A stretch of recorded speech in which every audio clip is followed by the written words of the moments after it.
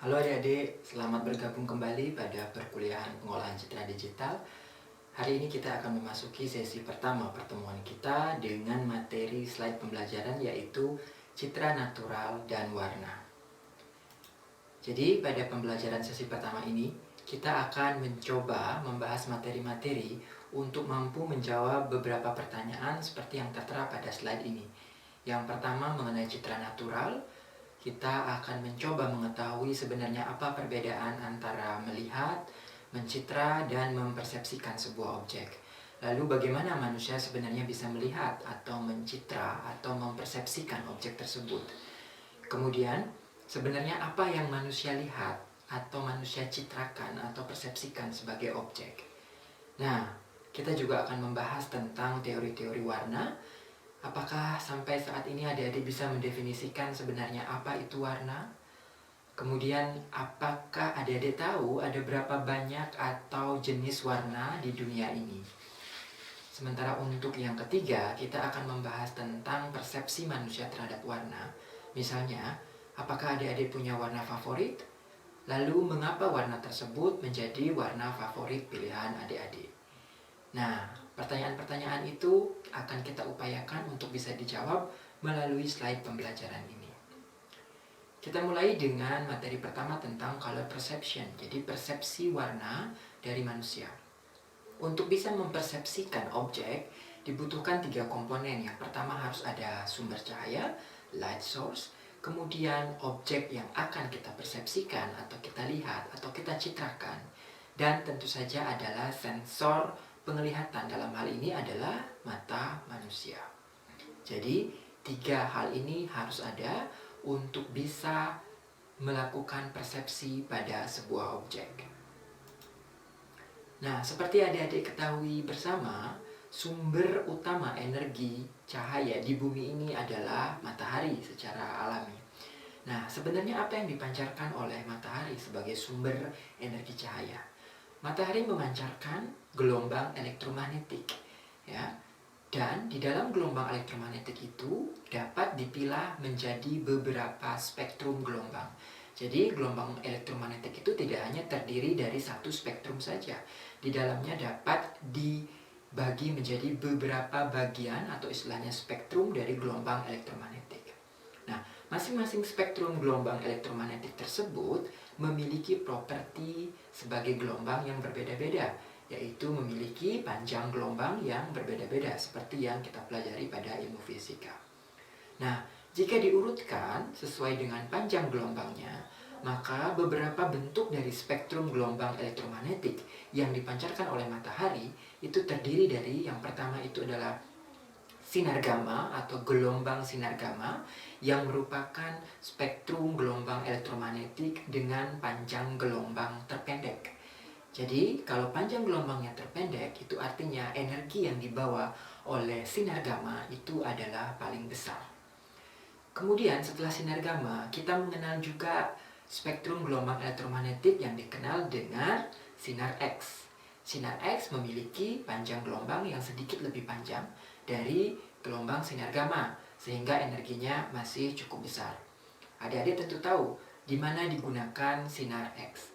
Sinar X banyak digunakan untuk teknologi radiologi, karena sinar X mampu untuk menembus badan manusia sehingga bisa dimanfaatkan untuk mencitrakan komponen-komponen bagian dalam manusia yang tidak bisa dilihat dengan mata, karena menggunakan sinar X dengan energi yang lebih besar. Akan tetapi, sinar X sudah tidak terlalu membahayakan jika digunakan dengan aturan yang pasti pada ilmu radiologi. Berbeda dengan sinar gamma memiliki energi yang besar, maka dari itu sinar gamma digunakan pada teknologi nuklir yang sedikit berbahaya atau yang memang cukup berbahaya jika salah digunakan. Nah, setelah sinar gamma dan sinar X, spektrum berikutnya dari gelombang elektromagnetik itu adalah sinar ultraviolet. Nah, spektrum ini adik-adik sering dengar. Kenapa? Karena sinar ultraviolet adalah salah satu spektrum gelombang elektromagnetik dari matahari yang memang bisa mencapai permukaan bumi. Buktinya adalah adik-adik merasakan panas. Adik-adik khawatir kalau terkena sinar ultraviolet yang berlebihan, maka kulit kita akan menjadi hitam. Karena bagaimanapun juga, sinar ultraviolet walaupun panjang gelombangnya sudah lebih panjang sehingga energinya semakin berkurang, tetap mengandung energi yang jika terpapar terus-terusan dengan sinar ultraviolet, maka akan berbahaya juga. Kemudian setelah sinar ultraviolet, kita akan sampai pada sebuah spektrum gelombang elektromagnetik yang dikenal dengan istilah visible light atau gelombang cahaya tampak. Nah, adik-adik, sebenarnya hanya sebagian dari spektrum gelombang elektromagnetik yang dikenal dengan gelombang cahaya tampak inilah yang membuat manusia atau makhluk hidup lainnya bisa melakukan persepsi kepada objek atau kepada warna. Ya, jadi hanya sebagian spektrum dari gelombang elektromagnetik yang bisa dicitrakan oleh mata manusia. Dikenal dengan istilah gelombang cahaya tampak. Gelombang cahaya tampak ini memiliki panjang gelombang di angka sekitar antara 400 nanometer sampai 700 nanometer.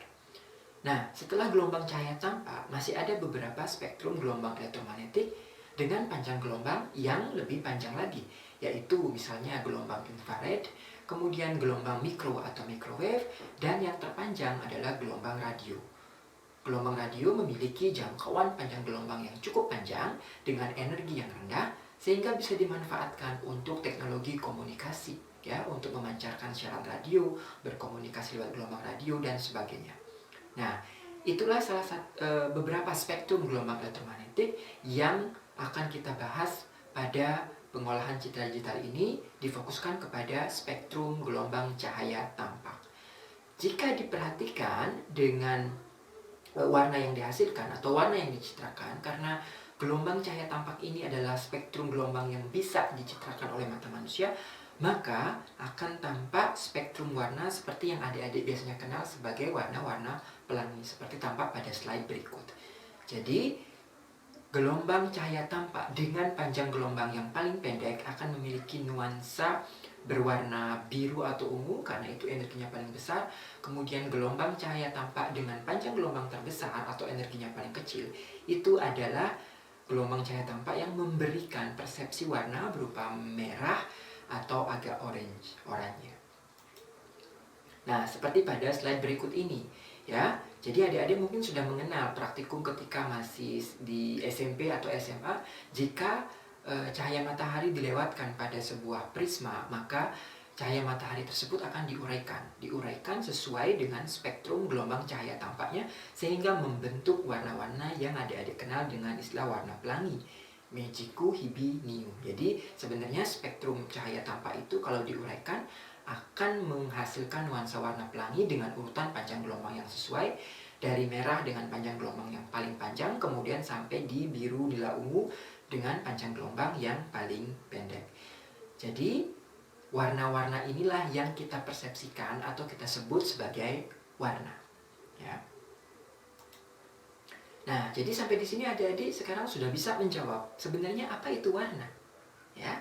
Jadi warna merupakan gelombang cahaya yang berada pada spektrum gelombang elektromagnetik tertentu, ya. Jadi dia akan berada pada rentang 400 nanometer atau sekian sampai 700 nanometer. Jadi warna sebenarnya adalah salah satu spektrum dari gelombang elektromagnetik yang berada pada rentang panjang gelombang tertentu, dan hanya pada rentang tersebutlah gelombang elektromagnetik itu bisa divisualisasikan atau dicitrakan oleh mata manusia menjadi spektrum warna-warna yang selama ini dikenal dengan spektrum warna pelangi. Pertanyaan kedua, jadi ada berapa banyak warna di dunia ini? Nah, ketika kita masih berbicara kepada citra natural atau warna-warna natural di alam, maka jawabannya adalah sebenarnya terdapat tidak terhingga jumlah atau jenis warna di dunia ini. Mengapa? Karena warna dihasilkan dari spektrum gelombang yang bersifat kontinu. Sehingga per jenis panjang gelombang yang berbeda, itu asumsinya adalah sebenarnya merupakan warna yang berbeda. Karena panjang gelombang sifatnya kontinu, maka jumlah warna yang dihasilkan juga tidak terhingga atau tidak bisa kita hitung, tidak bisa kita pilah-pilah. Nah, yang berbeda adalah kalau pertanyaannya dirubah. Sebenarnya ada berapa jumlah warna yang dapat dilihat oleh manusia atau dapat dibedakan oleh manusia? Nah, kalau pertanyaan yang kedua ini jawabannya kemungkinan terbatas atau bisa disebut jumlahnya berapa. Jadi jumlah warna di alam tidak terbatas. Tetapi jumlah warna yang bisa dikenali manusia atau yang bisa dibedakan oleh manusia adalah terbatas. Nah, para peneliti pada bidang psikofisisis, jadi artinya orang-orang yang mempelajari psikologi dan sifat-sifat fisika pada alam, itu sudah mulai mempelajari sebenarnya berapa jenis warna yang bisa dibedakan atau dikenali manusia. Ya, kita akan membahasnya pada pertemuan pada materi selanjutnya.